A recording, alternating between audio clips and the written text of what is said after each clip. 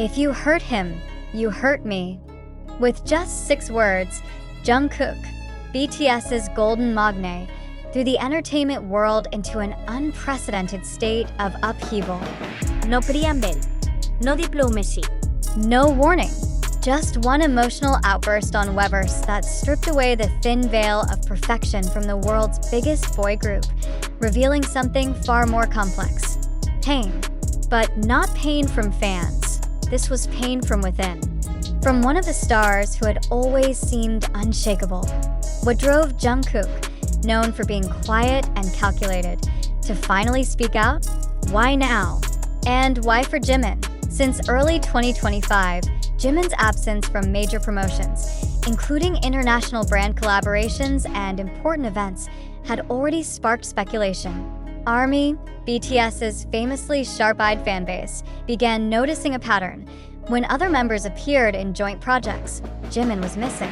Initially thought to be personal scheduling or health reasons, the absences kept repeating, with no explanation ever provided. Then came July 29, 2025, a date now considered a turning point in BTS history. Jungkook, usually extremely cautious about public statements, posted a message, unnamed but unmistakably pointed. He didn't explicitly mention Jimin, but anyone who's followed the group for years knew exactly who he meant. If you hurt him, you hurt me, he wrote. And the world knew. This wasn't just a message. It was a declaration. The shockwave hit ARMY and the industry. Hashtags like hashtag protect Jimin, hashtag if you hurt him, you hurt me, and hashtag we stand with Jikook instantly dominated global trends. Fans flooded social media with analysis, speculation, even LED truck campaigns parked in front of HYBE's headquarters. Within hours, Jungkook's statement had grown into a sweeping narrative. Jimin was being sidelined, and Jungkook wouldn't let it happen. Some called it a brotherhood moment, but others saw something deeper, a calculated rebellion against the unseen forces that had long kept the group's narrative clean. Anonymous internal sources claimed that Jimin had experienced friction with management over his artistic direction. He wanted an intimate, artistic, and honest solo tour. The label reportedly pushed for something grander, more in line with other members' solo tours, full of choreography and pyrotechnics. The big question emerged. Was Jimin being quietly erased? The fact that his solo project had been postponed twice, along with his absence from several commercials and variety shows with other members, only deepened this suspicion. But the long-simmering tension finally exploded through the voice of the most unlikely person, Jungkook. Interestingly, he didn't try to calm things down. He ignited them, and in moments like this, silence speaks louder than words. HYB, which typically responds swiftly to controversy, stayed silent. No clarification. No statement. No attempt at reassurance. For 48 full hours, the world had only one narrative: that someone inside the system had hurt Jimin.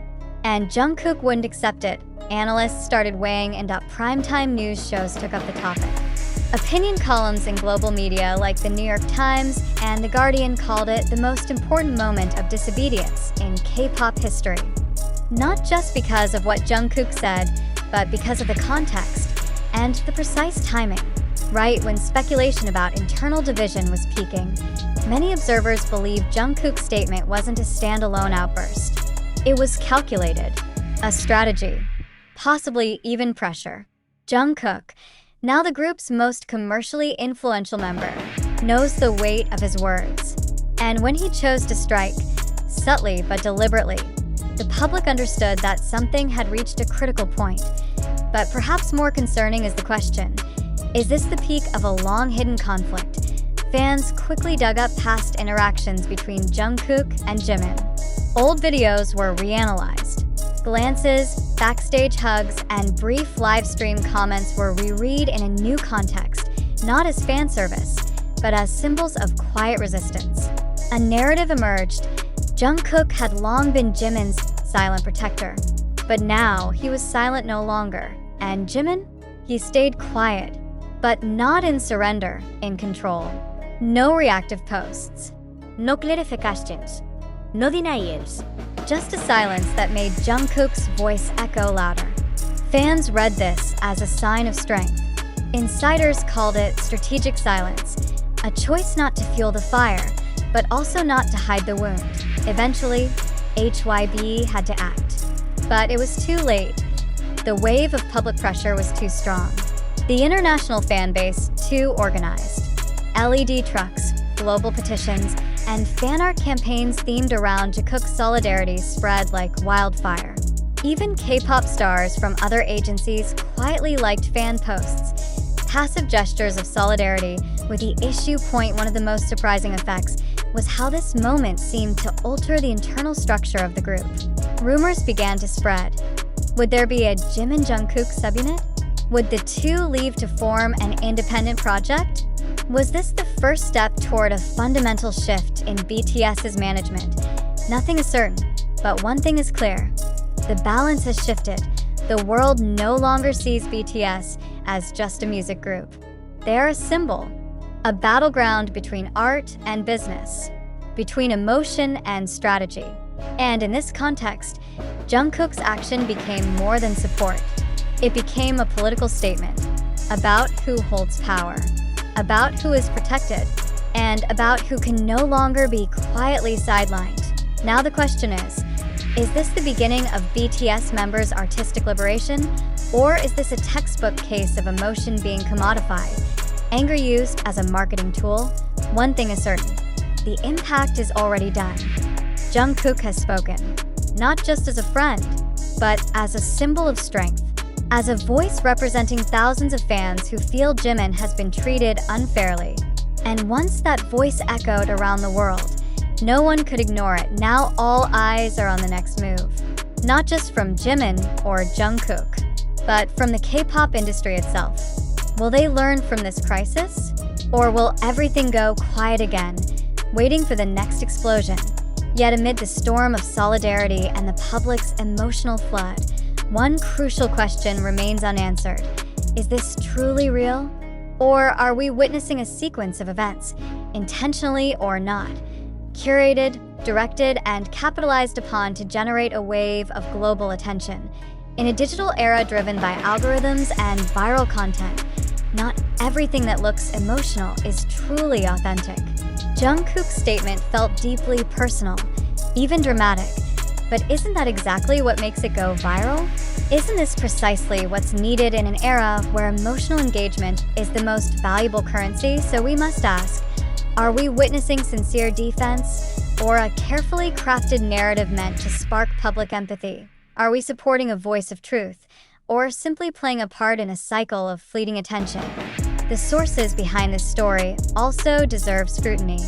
Much of the information stems from TikTok, YouTube, Twitter, and fandom community speculation.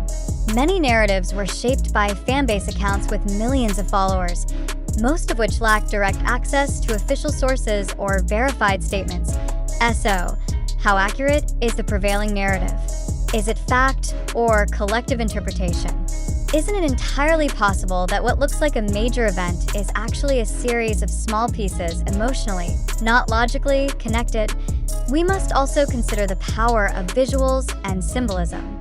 LED truck images, slow-motion Jikook interaction videos, quotes overlaid with melancholic music, all create a powerful sense of truth.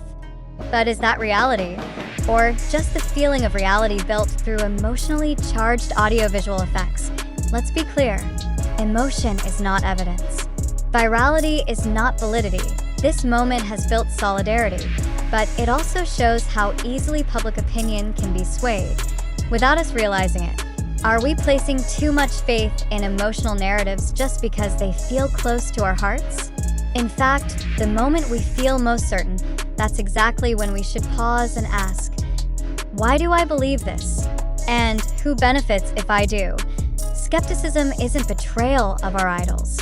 It's part of mature love, one that not only defends, but also questions. That doesn't just follow, but understands. Because truth isn't always found in what moves us most, but in what's most transparent.